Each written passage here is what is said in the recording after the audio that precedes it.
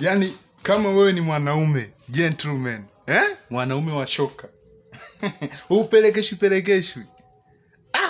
Mitano tena. Mwanaume. Say. Usipelekeshwe. Mitano tena.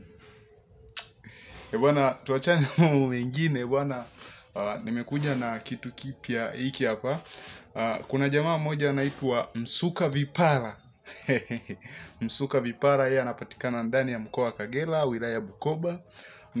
Anajishughulisha na mambo ya usafi, mambo ya garden, mambo ya usafi wa maofisini, na mambo mengine lakini kuhusiana na usafi.